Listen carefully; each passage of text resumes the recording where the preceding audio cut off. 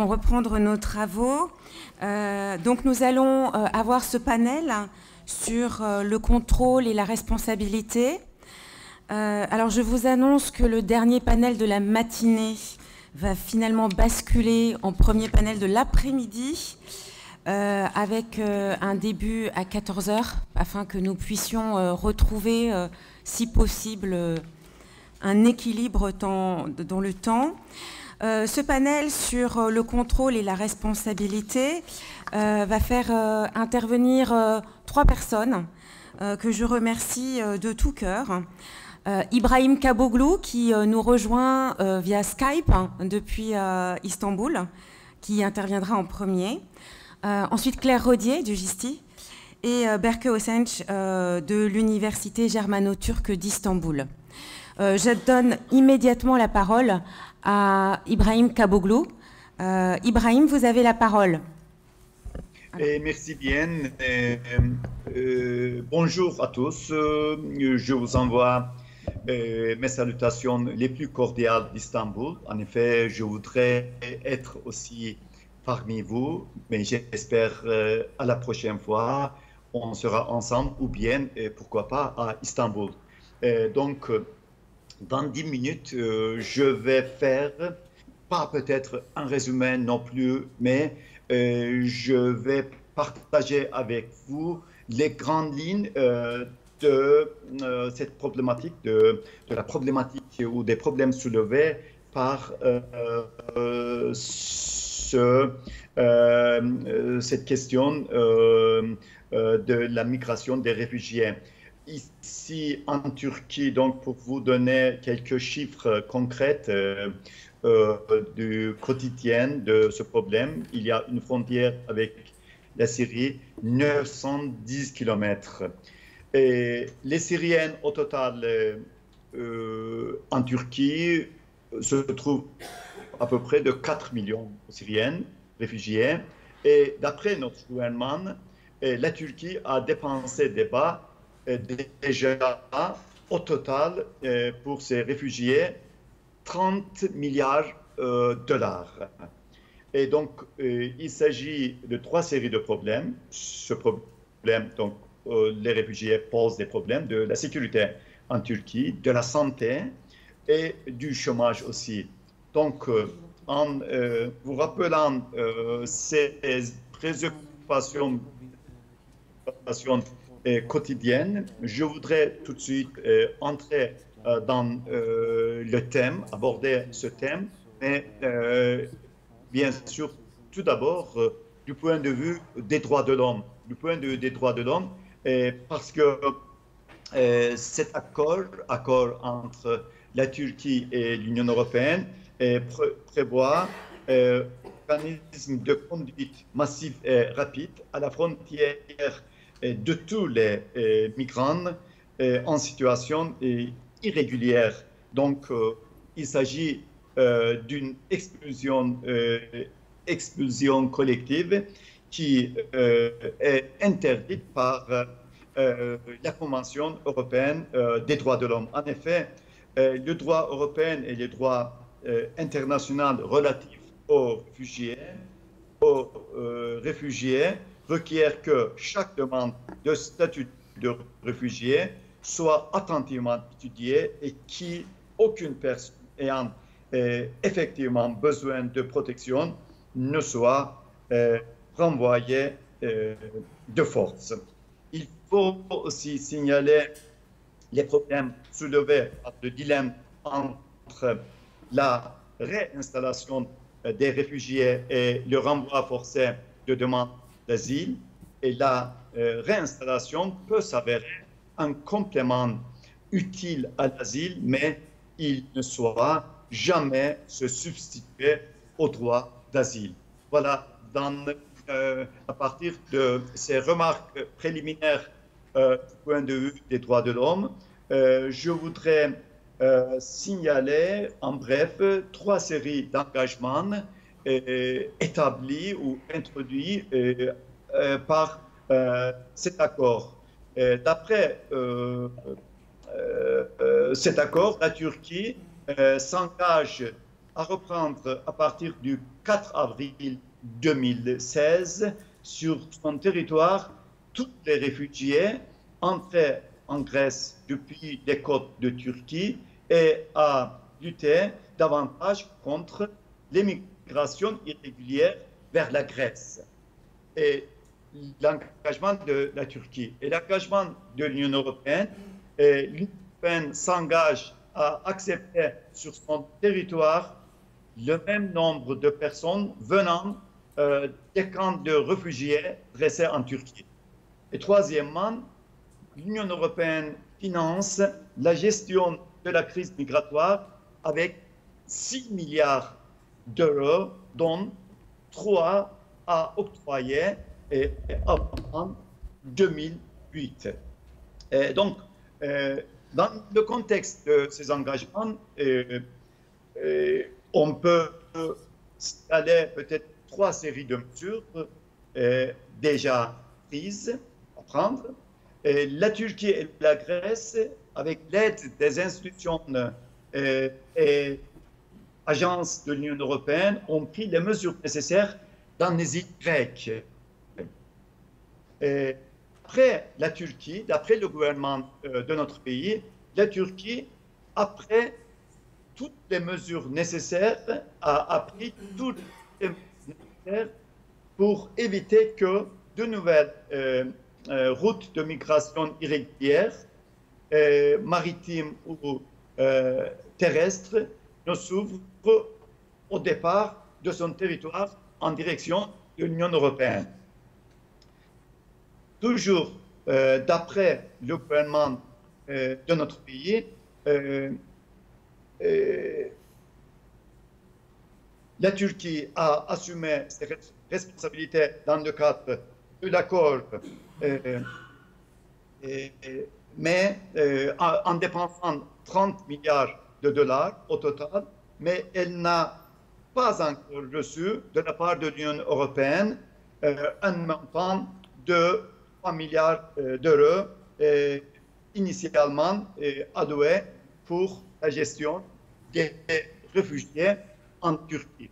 Voilà, donc on peut faire un tel résumé de la situation vue de la part de la Turquie, mais certainement ce sujet en effet dépasse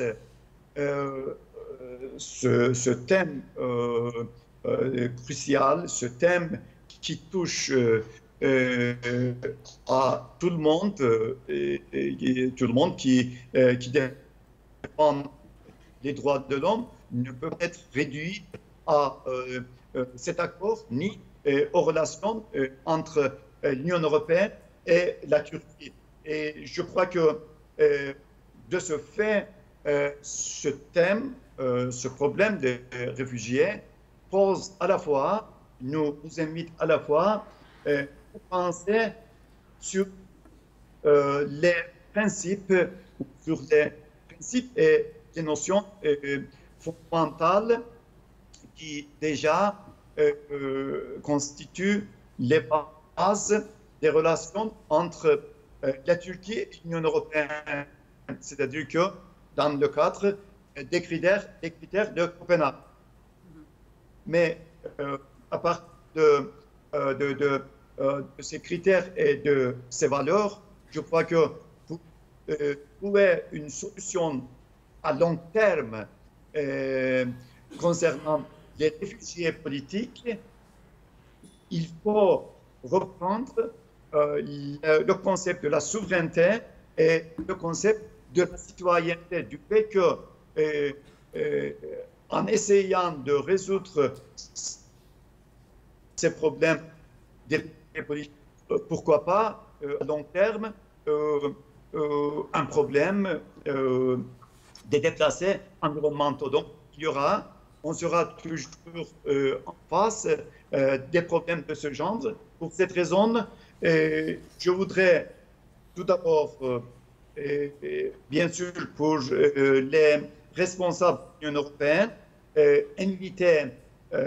leur inviter de repenser sur la notion de la souveraineté des frontières.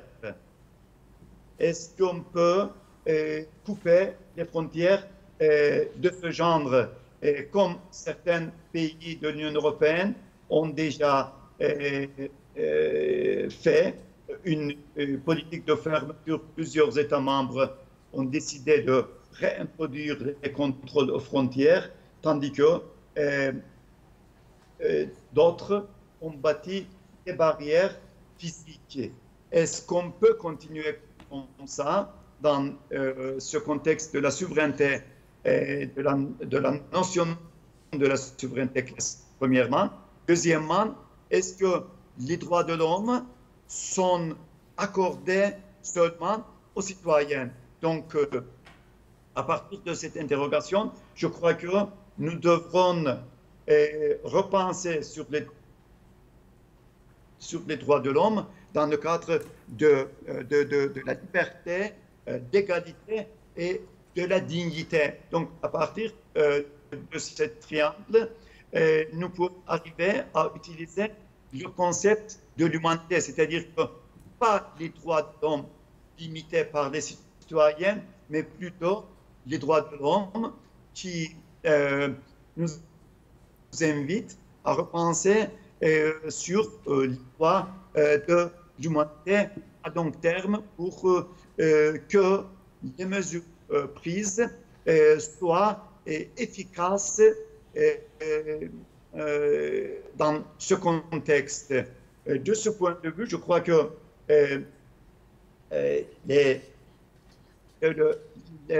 la reproche de Turquie, le gouvernement de Turquie vis-à-vis de l'Union européenne, l'Union européenne a aussi promis que l'ouverture toujours d'un chapitre nouveau dans le processus de négociation, chapitre 35, n'a pas été retenu, est aussi la solution du problème de visa appliqué aux citoyens de notre pays n'a pas été résolue. Donc, je crois que des deux côtés, on peut essayer de résoudre les problèmes concernant la Turquie et l'Union européenne à partir de ce problème des réfugiés qui porte atteinte à la dignité humaine.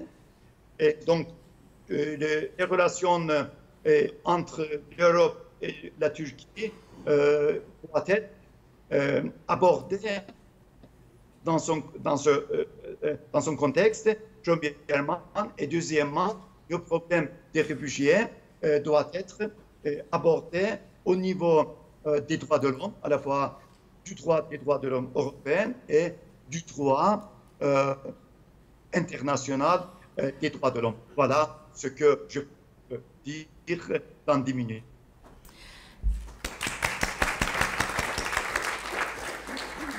Merci beaucoup, Ibrahim.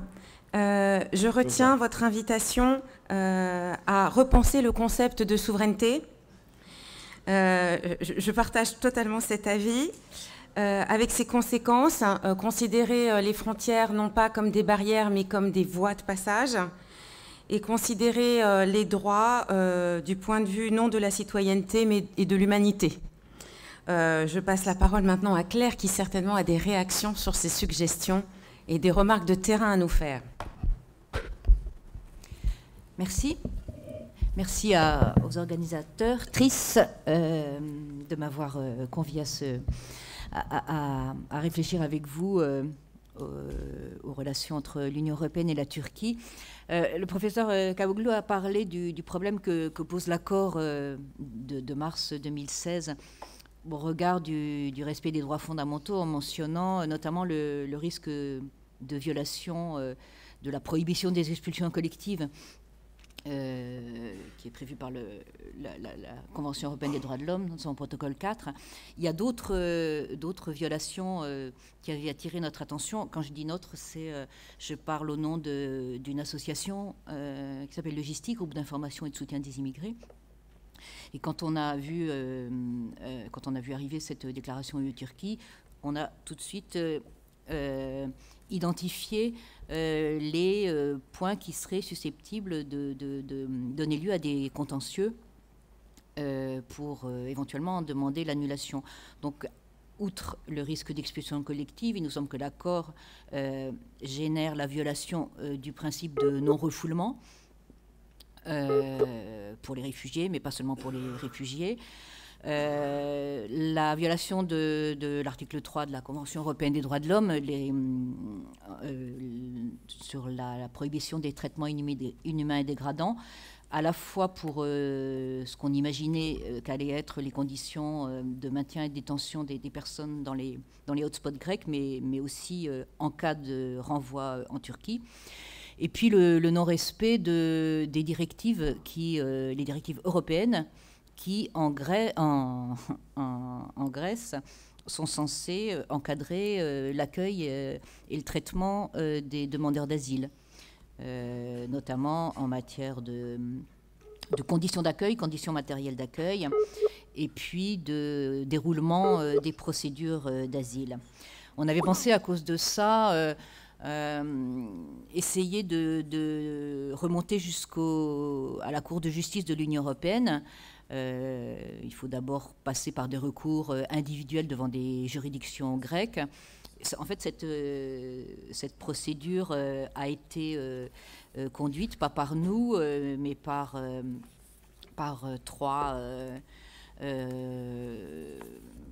demandeurs d'asile qui se trouvaient dans un hotspot, qui ont mis en cause... ils ont mis en cause la légalité de l'accord en tant que tel, de l'accord UE-Turquie, en disant que cet accord ne respectait pas les règles posées par le traité sur l'Union européenne en matière de conclusion d'accords internationaux. Il y avait effectivement beaucoup de principes qui n'avaient pas été respectés. Et en février dernier, le tribunal de l'Union européenne a jugé, dans une ordonnance d'une lâcheté sans nom, qu'il n'était pas compétent pour apprécier si cet acte, l'accord UE-Turquie, était ou non conforme aux règles en matière de traités internationaux, puisque c'était un acte qui n'avait pas été adopté par une des institutions de l'Union européenne, que c'était un acte qui avait été conclu par des gouvernements européens avec le gouvernement turc, et donc lui, il ne pouvait pas se prononcer. Et quand je dis que c'est une très grande lâcheté, c'est que dans sa décision, le tribunal est obligé d'expliquer que, certes, il y a eu des imprécisions, que l'opinion a pu comprendre qu'il s'agissait d'un accord entre l'Union européenne et la Turquie, parce que les communiqués de presse parlaient d'un accord entre l'Union européenne et la Turquie. C'était écrit, mais que si c'était écrit, c'était une imprécision, c'était par erreur, et que si les membres du Conseil qui étaient réunis ce jour-là ont conclu cet accord, ça ne s'est pas passé dans la même pièce que là où avait lieu le Conseil, c'était à côté, donc c'était en tant que représentant de leur gouvernement. Bref, c'était des gouvernements, c'était pas l'Union, il est incompétent, et s'il est source d'illégalité et de violation de droits fondamentaux, le tribunal, la justice de l'Union européenne ne peut pas en juger. C'est face à cette injusticiabilité de l'accord Union européenne-Turquie.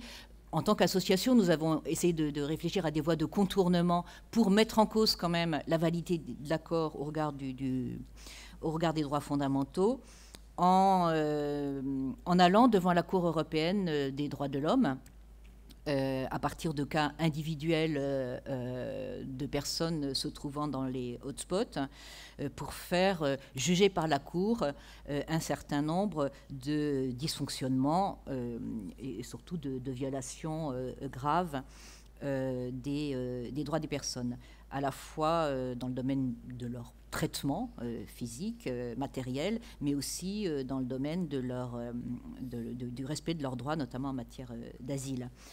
Et donc il y a eu deux affaires dans lesquelles le Gistier est impliqué au titre de la tierce intervention, aux côtés de demandeurs d'asile qui ont formé des recours devant la Cour européenne des droits de l'homme. Je ne vais pas les détailler, mais en gros, elles portent sur ces deux volets, c'est-à-dire d'une part les conditions matérielles d'accueil dans les hotspots grecs, et d'autre part, le non-respect de leurs droits procéduraux pour accéder à la procédure d'asile. Problèmes d'interprétariat, les problèmes de notification dans une langue qu'on comprend, le problème d'accès à un avocat, le problème de compréhension, d'accès au recours, etc. Et puis le troisième volet, dans une affaire JB contre Grèce, c'est la question, en plus des conditions matérielles d'accueil en Grèce, c'est des risques en cas de retour, de renvoi de ce demandeur d'asile en Turquie. Il s'agit d'un demandeur d'asile syrien qui invoque que, contrairement à ce qu'on lui dit, à ce que lui disent les autorités grecques, la Turquie n'est pas pour lui un pays sûr et qu'il y encourrait des risques graves en cas de renvoi. Il faut dire, et j'en conclurai comme ça, que depuis que ces recours depuis l'entrée en vigueur de l'accord entre l'Union européenne et la Turquie, ce qu'on craignait déjà, c'est-à-dire des risques pour les personnes retenues dans les hotspots et des risques pour les personnes renvoyées en Turquie, ont été aggravés par deux circonstances.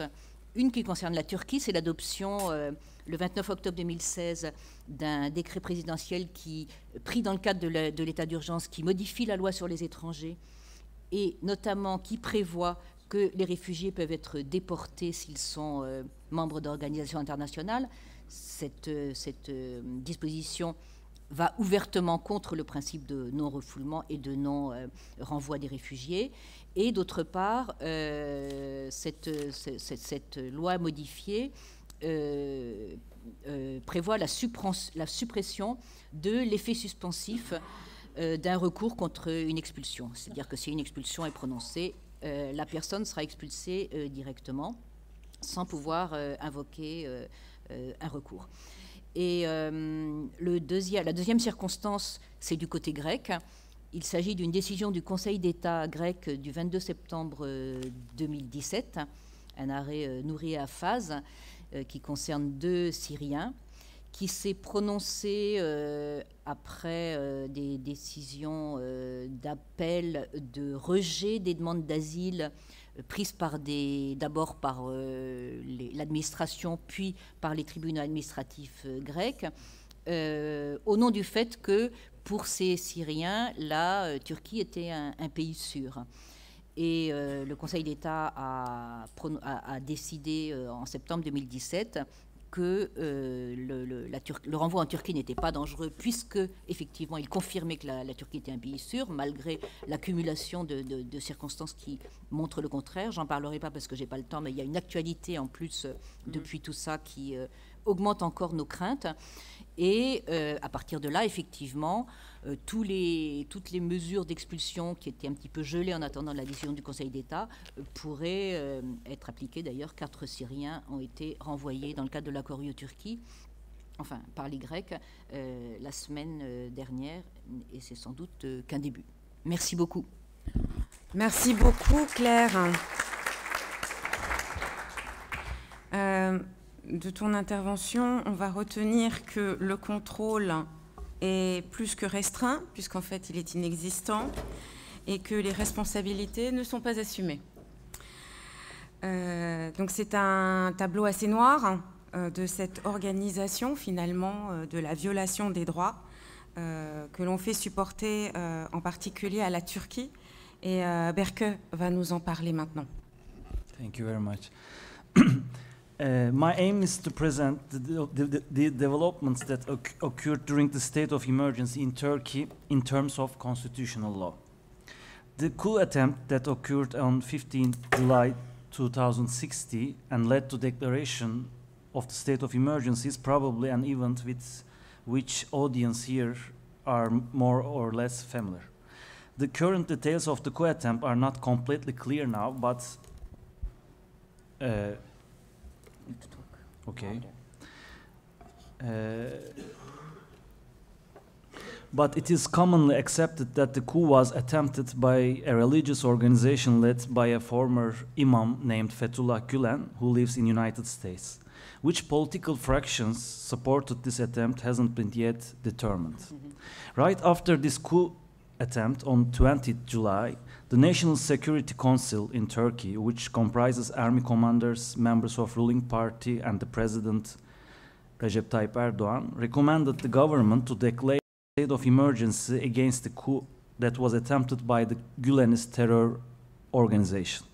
An important highlight to which this recommendation draws attention, I cite word for word, this recommendation is only for the purpose of facilitating the work to be conducted to eliminate threats towards democracy, rule of law, rights, and freedoms. The state of emergency declared on the basis of this recommendation has been in force for 1.5 years. In the evaluation I will make today, I will try to present the contradictions between the objectives highlighted in this recommendation and the legal situation that has occurred as a result of the 18-month state of emergency.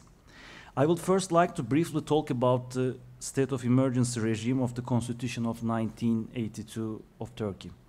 The Constitution stipulated a state of emergency regime which is virtually subject to no legal restriction, in a way that confirms Carl Schmitt's often referenced statement, sovereign is who decides on the exception. According to the Constitution, the Council of Ministers gathered under the presidency of the President can declare a state of emergency and then issue a state of emergency decree. One of the most important features of the state of emergency decree is that they can include regulations on fundamental rights and freedoms.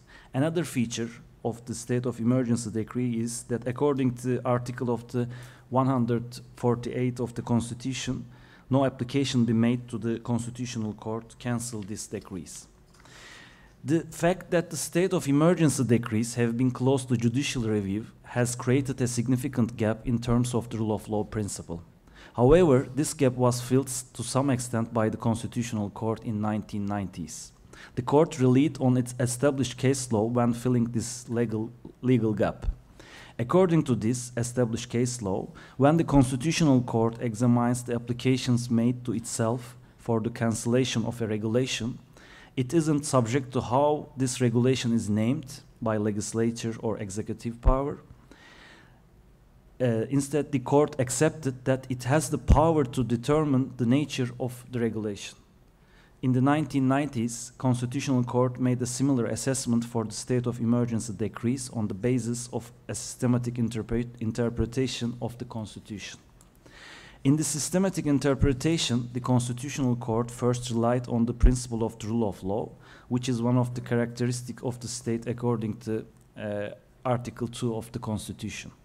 Secondly, it referred to the mandatory norm in the Constitution that the power to declare a state of emergency decree can only be used in cases made necessary by the state of emergency. According to these two norms, the court concluded that a state of emergency decree can include regulations that are only in effect during a state of emergency, and this decree can only be implemented in an area where a state of emergency has been declared. In other words, the exceptional powers could be used only for a certain period of time in a certain territory for the elimination of a certain threat. According to the court, if a regulation declared under the name of the state of emergency decree, which includes rules that affect the aftermath of the state of emergency periods, and specifically stipulates amendments in ordinary laws, this regulation cannot be characterized as a state of emergency decree. Therefore, the Constitutional Court can review the compliance of these decrees with the Constitution. Another achievement that prevents the state of emergency regime from being an arbitrary situation was made by the Turkish Supreme Administrative Court. This achievement was related to state officials removed from public service following the 1980 coup. According to martial law, military commanders were able to remove any state officials they considered prejudicial from public office without giving any justification, and this wasn't remediable. It was stipulated in the martial law that the state officials who were dismissed in this way were not allowed to take office in public service again.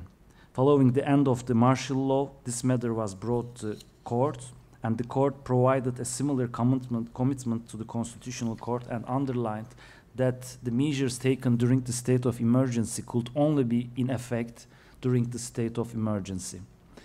In this regard, the court concluded that the statement "not allowed to take office in public service again" indicated in the martial law was only valid for the state of emergency period. From this perspective, the court decided that the officials removed from the office should return to their jobs following the end of the state of emergency if they hadn't been given a prison sentence during the state of emergency that would be an impediment to their being officials. Thus, many teachers and lecturers at universities could go back to their professions following the end of the state of emergency in 1990s. With the new Turkey, with the new constitutional court, everything is changed now, and I would like to talk about this new period. Although it was stated in the justification for the declaration of the state of emergency that the aim was to fight the Gülenist terror organization, the definition of enemy was expanded in practice, and the discourse on the fight against all terror organizations, structures, and groups gained importance. In this context, a state of emergency decree was issued following the coup attempt. The decree had a list of thousands of people, and it was indicated that the names on the list had been removed from public service. What's shocking here is that no administrative or criminal investigation had been conducted for the names on the list. Who would be removed from public office was at the sole discretion of the Council of Ministers gathered under the leadership of the President. Approximately 100,000 people were removed from public service, and their passports were cancelled by making use of this method through the decrees after the first decree. In other words, this way done as a result of any administrative or criminal investigation by adding names to list included in state of emergency decree. Moreover, they were banned from returning to public service, as was the case in 1980 coup d'etat. The state of emergency decrees included only a short definition of crime regarding those who were removed from public service. It's, I quote, "Those who were considered to be members of, affiliated with, or have a cohesion or connection with terrorist organizations or structures or groups shall be dismissed from public service." A critical problem occurs at this point. What does affiliation or connection with a terror organization or structure mean? One of the fundamental principles of criminal law, as is known, is the principle of legality in crime and punishment. This principle, which is explicitly stated in the Constitution of 1982 and considered as an indispensable core right even during a state of emergency, requires the definition of crimes through foreseeable law. The Constitutional Court had a very important opportunity to clarify the concept of affiliation and connection. Right after the coup attempt, an investigation on 2 members of the court was initiated by the prosecution office with the justification that they had affiliations with Gülenist terror organization.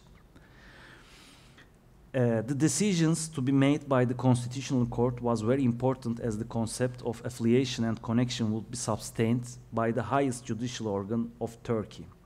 The decision was approximately 100 paragraphs, but the legal issue, also the legal assessment, was only in a 1 paragraph. I quote directly. "Having regard to both of the characteristic of the instant case," it's very interesting now what I say, "information from the social circle that these 2 members are connected with the organization in question, and the common conviction formed by the members of the Constitutional Court over time, it was considered that these two members of the court have links with the organization in question, which are incompatible with remaining in the profession. As can be seen, the Constitutional Court has developed an approach that grants almost unlimited powers to public authorities instead of resolving the ambiguity in the concepts of affiliation or connection with a terror organization. And in this decision, the court also said dismissal from profession or from public service prescribed in the decree law is an extraordinary measure which is non-temporal, which entails final consequences. Okay. I passed the details. After these decisions, there is a legal gap created by the Constitutional Court. Also, the Constitutional Court refused the review of the state of emergency decrees, and it surpassed the old case law. And now, it can be said that Turkey is now ruled by state of emergency decrees. Matters that are not relevant to the state of emergency, for example, from the use of the winter wheels for cars to the direct appointment of the university rectors by the president, are regulated by these decrees. Many ordinary laws, including those that regulate the criminal law or the powers of the police, are amended. Secondly, list of names are added to the state of emergency decrees with legal power, and individuals are dismissed from public service, which is indicative of the return to a pre-modern legal order. A basic feature of the modern law, regulations with legal power must include general norms that cover everyone, as required by the principle of the equality before law. The legal situation of people can only be changed by administrative act based on a statute and open to judicial review. The punishment of individuals or the granting of privileges by the executive is a phenomenon observed in pre-modern kingdoms or in modern area dictatorships that do not have the separation of powers. As I mentioned previously, the number of people who have been dismissed from the public service because of the list is currently around 100,000 people. Sorry, Berek, for asking you to be so quick. Okay. Thank you so much.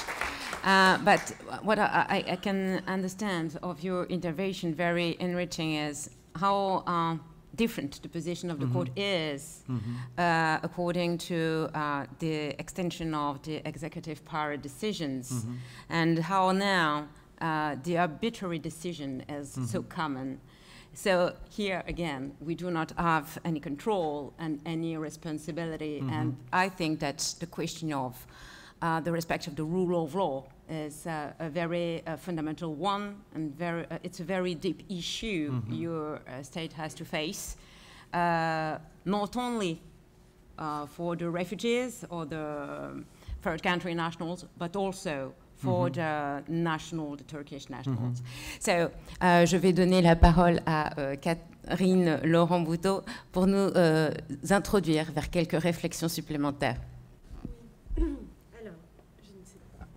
Voilà, ça devrait fonctionner.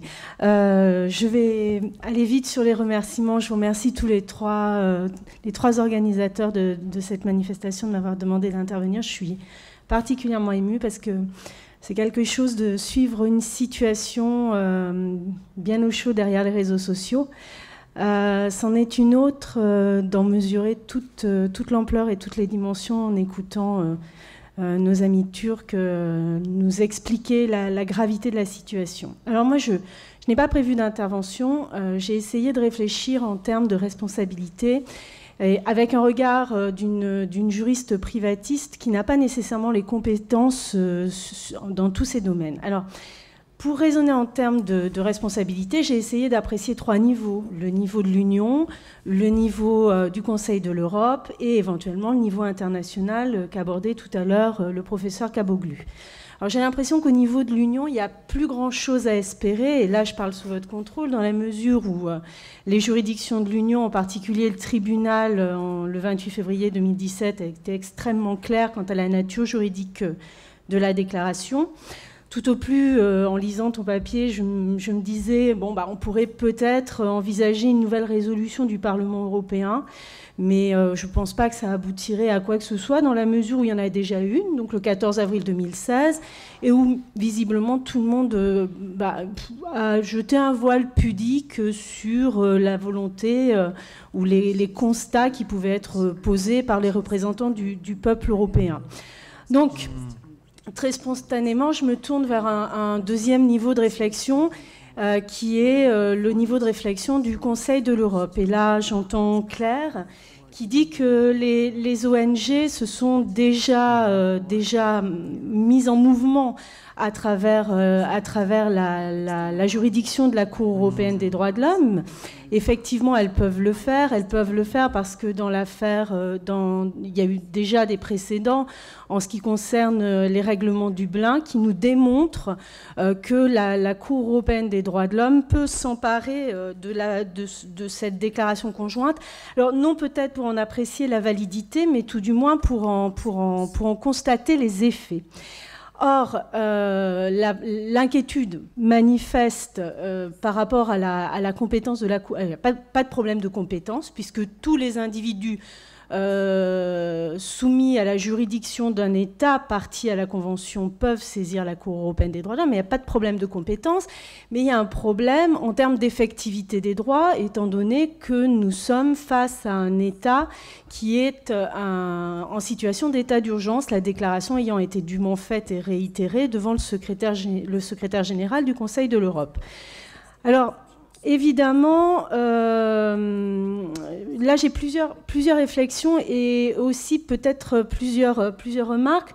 La première réflexion, c'est que l'état d'urgence ne permet pas de contourner les droits intangibles, et en particulier pas l'article 3 de la Convention européenne des droits de l'homme.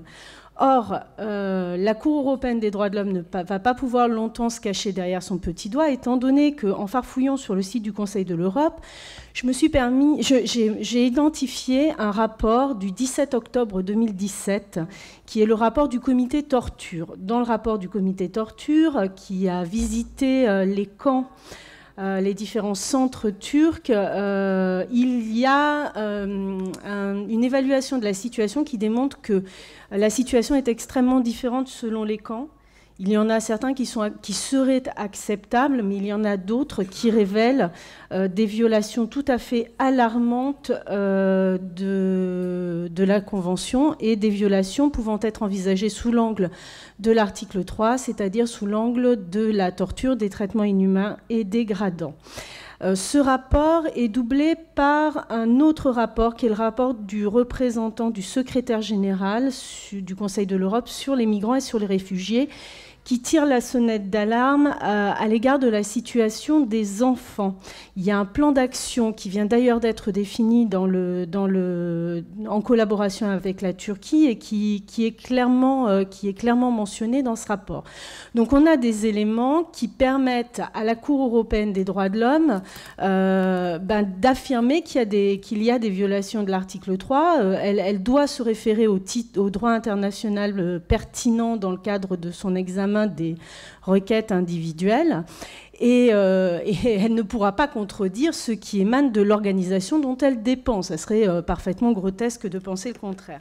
Et alors là, du coup, je me tourne vers vous, Claire, et je vous pose une question. Vous nous avez indiqué tout à l'heure que le GISTI intervenait en qualité de tiers intervenant, qui est une procédure effectivement définie par la Convention européenne des droits de l'homme. Et c'est une stratégie procédurale qui peut être la vôtre et qui n'est pas inintéressante parce qu'elle pourrait conduire finalement à encombrer la Cour. C'est très méchant, mais on pourrait tout simplement le faire en déposant des requêtes, et puis finalement, systématiquement, en intervenant en qualité de tiers intervenant. Mais je me demande, à la lecture récente de la jurisprudence de la Cour européenne des droits de l'homme, si les ONG ne pourraient pas, agir en qualité de représentants devant la Cour européenne des droits de l'homme. Voilà, parce qu'il y a une affaire Valentin Campaeanu contre Roumanie qui se sert justement de la situation de vulnérabilité pour permettre finalement à des ONG de saisir la Cour européenne des droits de l'homme? Non, alors il se trouve que dans une des deux affaires, CAAC et autres, qui concernent 51 personnes, le déroulement est le suivant. Le GISTI a effectué une mission 2 mois après l'entrée en vigueur de l'accord UE-Turquie dans un hotspot, dans plusieurs hotspots, mais a identifié à Chios les pires conditions à l'époque des détentions. Maintenant, je crois que c'est plutôt à Moria. Et a identifié 51 personnes pour lesquelles il a fait des interviews et pour lesquelles une plainte a été déposée. Alors, pour les 51, mais avec une représentante du GISTI, Escalité. Et c'est la meilleure voie, à mon avis. Là, on avait demandé des mesures d'urgence qui n'ont pas été accordées. Et l'affaire est au fond maintenant, et c'est dans le cadre de l'instruction au fond que le GISTI, en tant qu'association, est tiers intervenant aux côtés des victimes dont il était déjà le représentant. D'accord, voilà. Parce qu'à mon avis, le système de la représentation va être celui qui sera le plus convaincant devant la juridiction. Alors, j'ai demandé juste une troisième question. Alors là, c'est vraiment une question parce que je vais me tourner vers les amis qui sont spécialistes de droit international public. Je n'ai pas de compétences. Alors j'en vois 2 ici, j'en vois un qui fait semblant de ne pas me regarder, et puis j'en vois un autre qui s'inquiète. J'ai réfléchi, je me suis dit, après tout, si au niveau européen ça ne fonctionne pas, est-ce qu'on ne pourrait pas envisager une responsabilité internationale? Et cette idée, je l'ai eue en farfouillant sur Internet. J'ai trouvé un très vieux papier qui doit avoir 25 ans, qui est paru à l'annuaire français de droit international, qui est un papier qui a été publié par un professeur polonais qui s'intitule « La responsabilité des États pour les flux de réfugiés qu'ils ont provoqués ». Enfin, voilà. Et je me dis... Ben, je l'ai sur mon ordinateur. Voilà. Et alors, ce professeur a écrit il y a 25 ans des choses extrêmement intéressantes. Et je me demande si finalement les États européens ne sont pas à la manœuvre pour organiser des flux de réfugiés vers la Turquie, et si on ne pourrait pas envisager une responsabilité internationale collective des États européens.